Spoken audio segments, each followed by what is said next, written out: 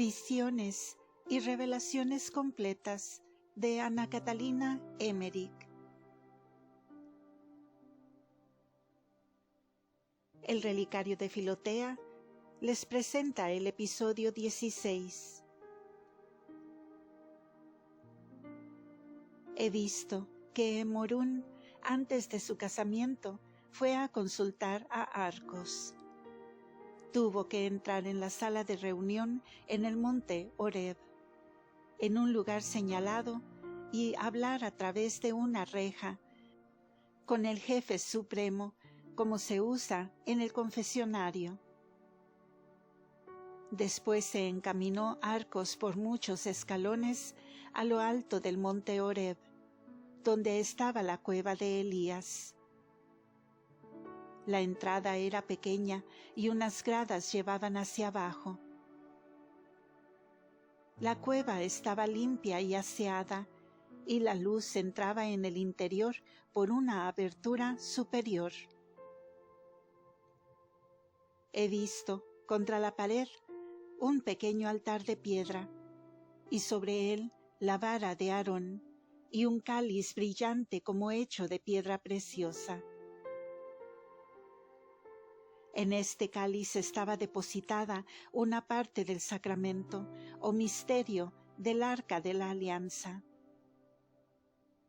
Los esenios habían adquirido este tesoro en ocasión en que el arca había caído en manos de los enemigos.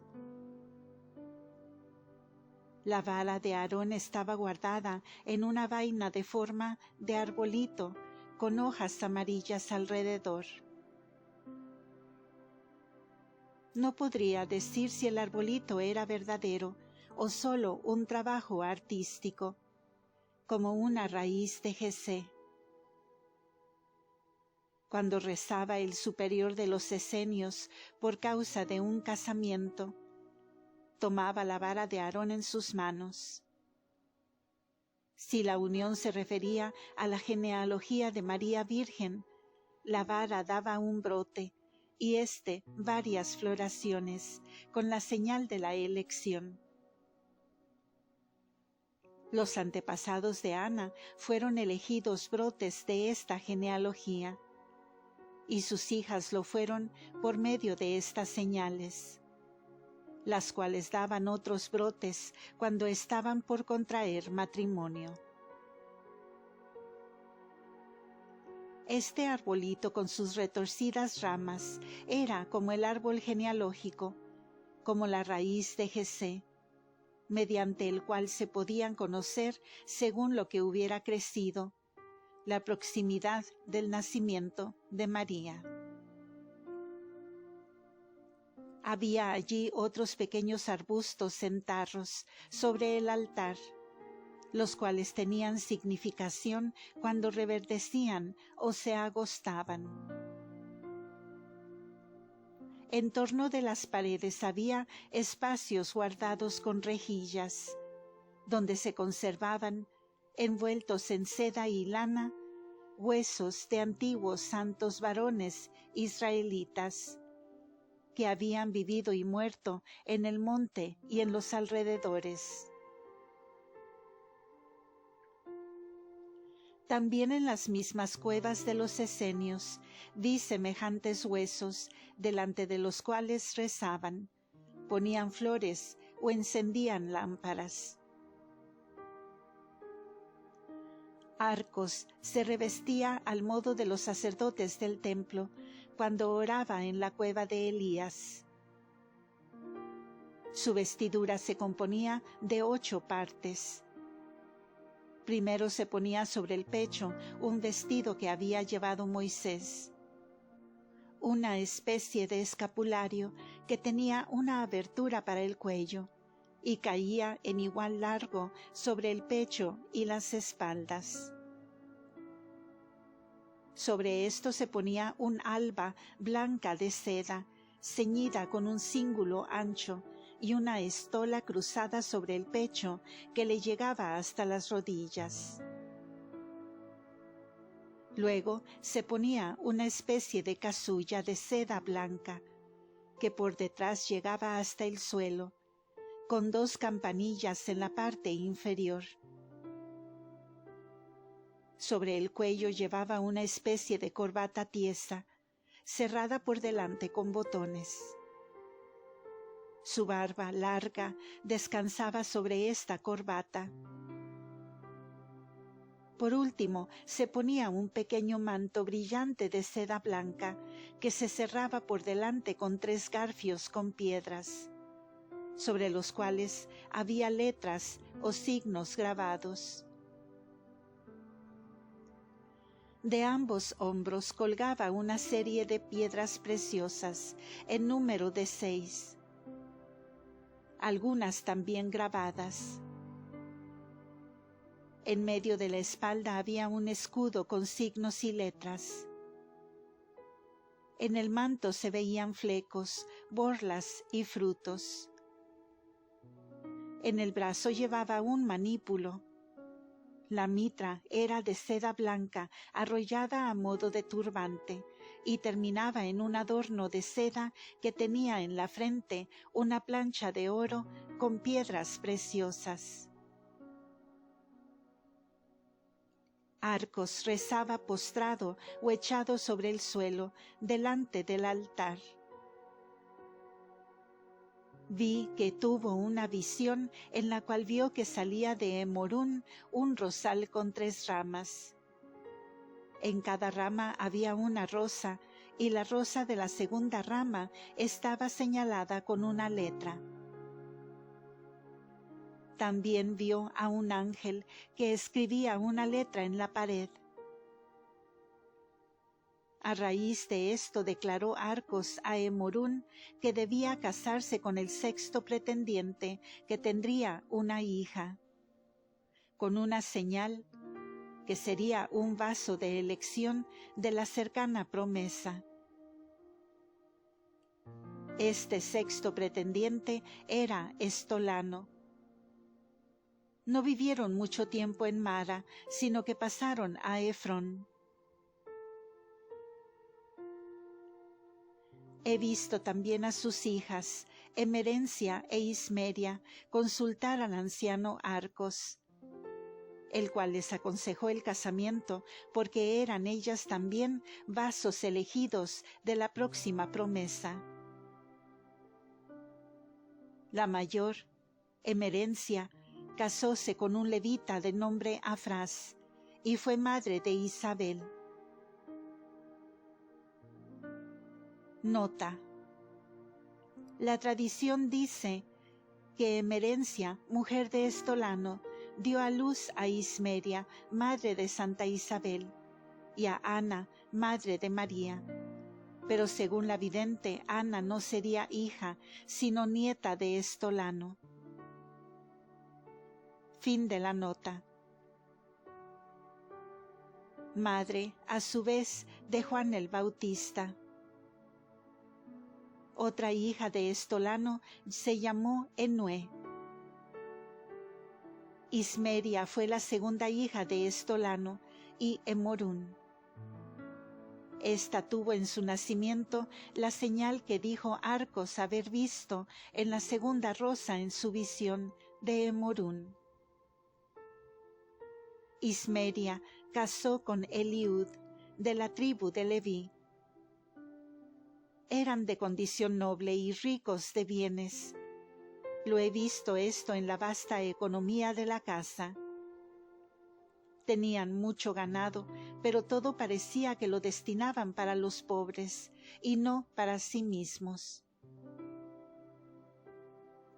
Vivían en Séforis, a 6 horas lejos de Nazaret, donde poseían una heredad. Tenían una posesión en el valle de Zabulón, a donde iban en los tiempos buenos del año, y donde Eliud fijó su residencia después de la muerte de su mujer Ismeria. En el mismo valle se había establecido el padre de Joaquín con su familia. La piadosa educación que había tenido Estolano y Emorún pasó a su hija Ismeria y a Eliud. La primera hija de Ismeria se llamó Sobe. Esta se casó más tarde con Salomón, y fue la madre de María Salomé, que se casó con Zebedeo, padre de los apóstoles Santiago el Mayor y Juan. Como no llevase Zobe la señal dicha por Arcos, se contristaron mucho los padres, y fueron al monte Horeb a ver al profeta, quien les impuso oración y sacrificio, y los consoló.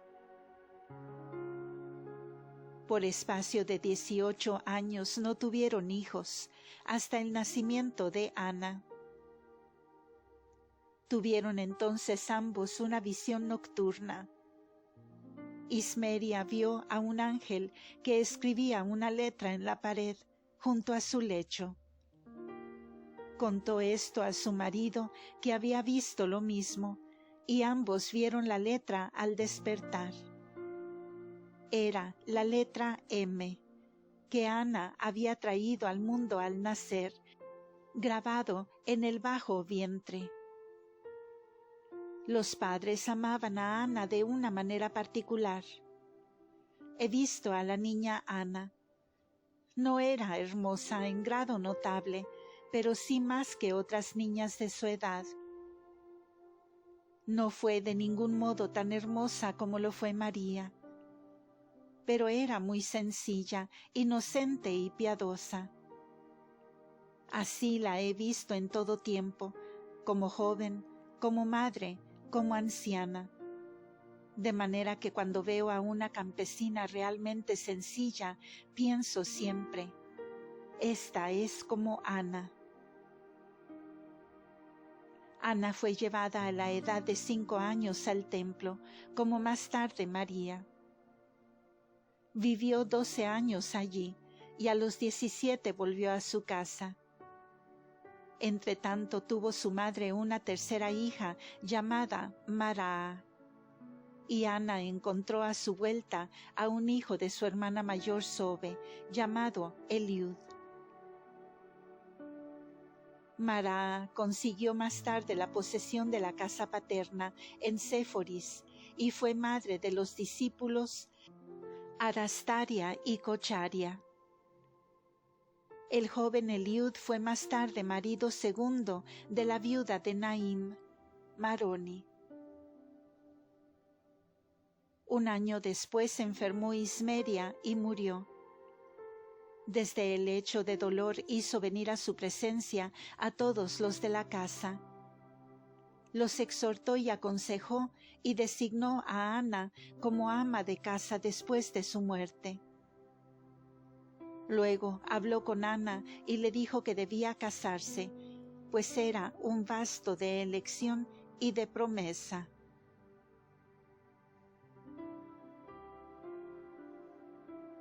San Joaquín y Santa Ana. 1 año y medio más tarde se casó Ana con Elí, o Joaquín, también por un aviso profético del anciano Arcos. Hubiera debido casar con un levita de la tribu de Aarón, como las demás de su tribu, pero por la razón dicha casó con Joaquín, de la tribu de David, pues María debía ser de la tribu de David. Había tenido varios pretendientes y no conocía a Joaquín, pero lo prefirió a los demás por aviso de lo alto. Joaquín era pobre de bienes y era pariente de San José.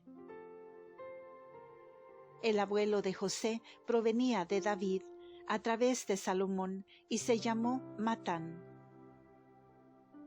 Tuvo 2 hijos, José y Jacob. Este fue padre de San José. Cuando murió Matán, casó la viuda con un hombre llamado Leví, de la descendencia de David, por Natán, y fue hijo de Leví, Matat, padre de Elí o Joaquín. Este Joaquín era pequeño de estatura, delgado, y San José, aún en la edad madura, era mucho más hermoso que Joaquín.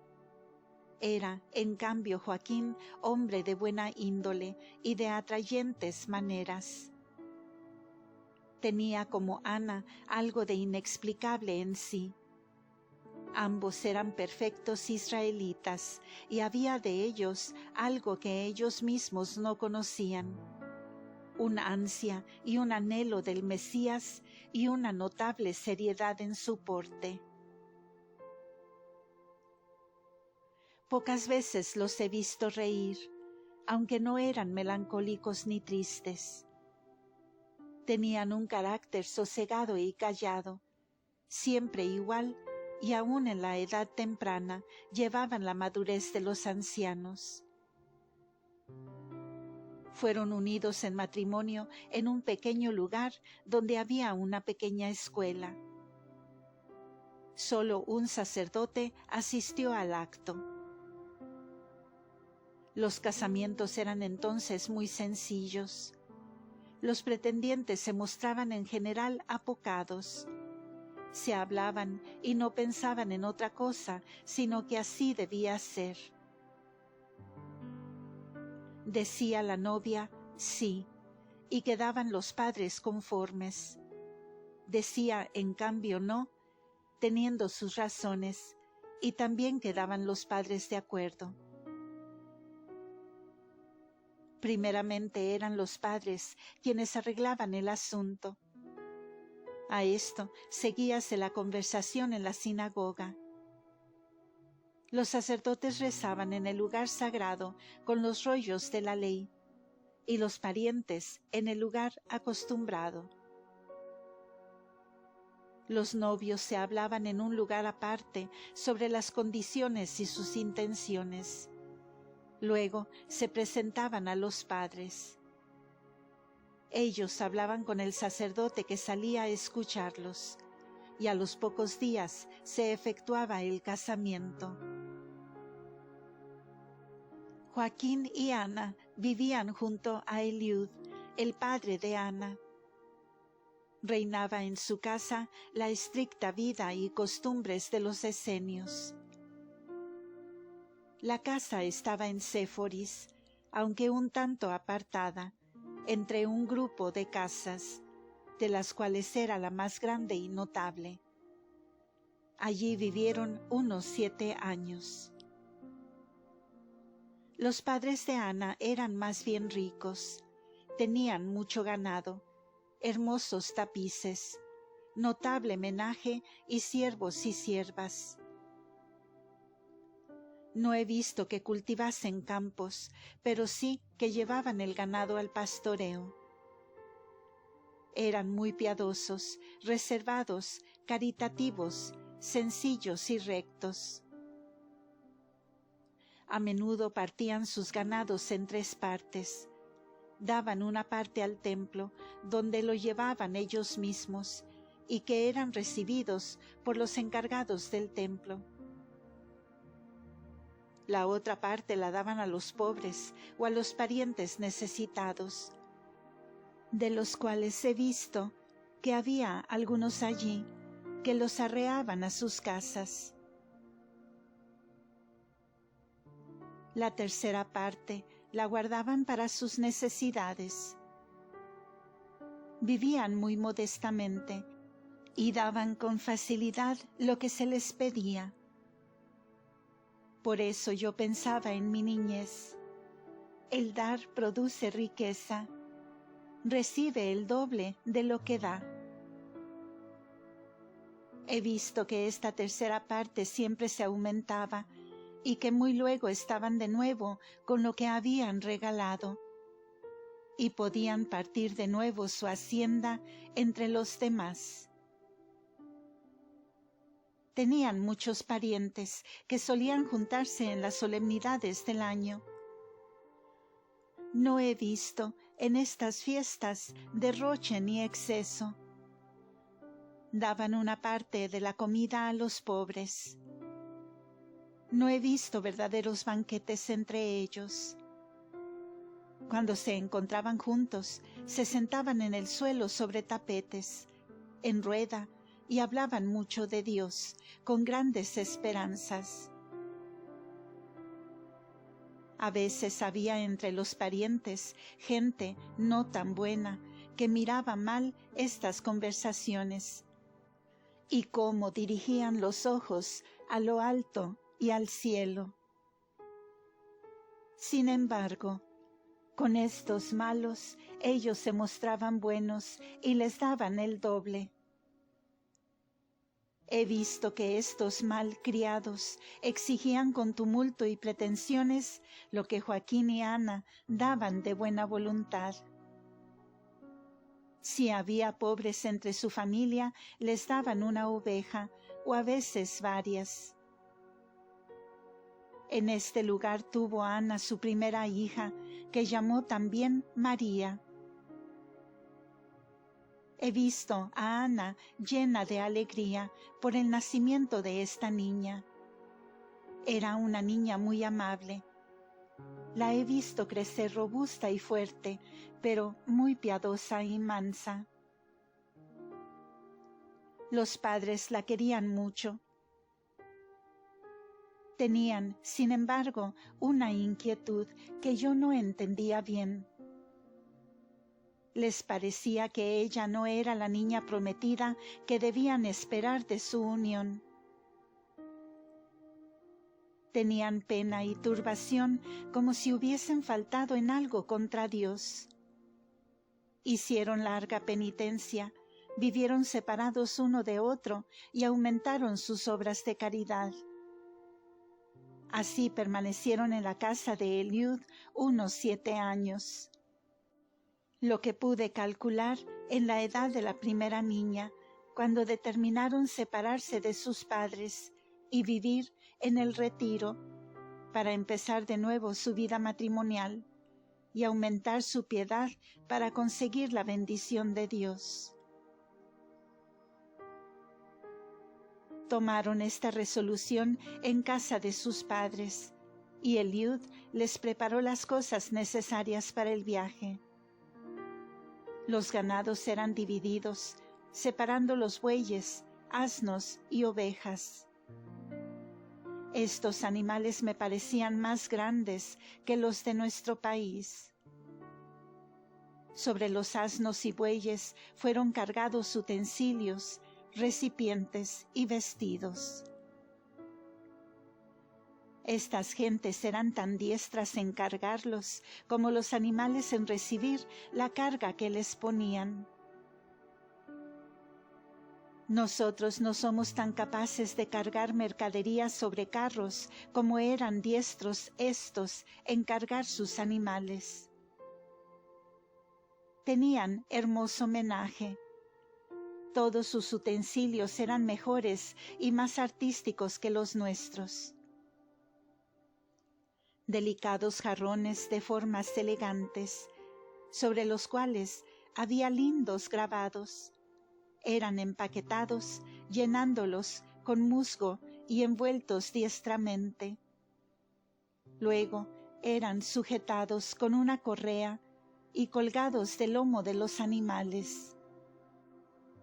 Sobre las espaldas de los animales colocaban toda clase de pequetes, con vestimentas en multicolores envoltorios, mantas y frazadas bordadas de oro. Eliud les dio a los que partían una bolsita con una masa pequeña y pesada, como si fuera un pedazo de metal precioso. Cuando todo estuvo en orden, acudieron los siervos y siervas a reforzar la comitiva y arreaban los animales cargados delante de sí hacia la nueva vivienda, la cual se encontraba a 5 o 6 horas de camino. La casa estaba situada en una colina entre el valle de Nazaret y el de Zabulón. Una avenida de terebintos bordeaba el camino hasta el lugar. Delante de la casa había un patio cerrado, cuyo suelo estaba formado por una roca desnuda, rodeado por un muro de poca altura, hecho de peña viva. Detrás de este muro, por encima de él, había un seto vivo. En uno de los costados del patio había habitaciones de poca monta para hospedar pasajeros y guardar enseres. Había un cobertizo para encerrar el ganado y las demás bestias de carga. Todo estaba rodeado de jardines, y en medio de ellos, cerca de la casa, se levantaba un gran árbol de una especie rara. Sus ramas bajaban hasta la tierra, echaban raíces y así brotaban nuevos árboles, formando una tupida vegetación. Cuando llegaron los viajeros a la casa, encontraron todo arreglado y cada cosa en su lugar, pues habían los padres enviado a algunos antes con el encargo de preparar todo lo necesario. Los siervos y siervas habían desatado los paquetes, colocando cada cosa en su lugar, con la misma habilidad y cuidado con que antes habían cargado los bultos. Eran tan diligentes, inteligentes, diestros y cuidadosos, y lo hacían todo con tanta calma y ponderación, que no era necesario ordenarles nada, al contrario de lo que suele hacerse hoy día. Pronto quedó todo ordenado, y habiendo los padres dejado instalados a sus hijos en la nueva casa, se despidieron de Ana y Joaquín con besos y bendiciones, y regresaron llevándose a la pequeña María, de debía permanecer con los abuelos. Fin de este episodio. La historia de Joaquín y Ana continuará en el siguiente audio.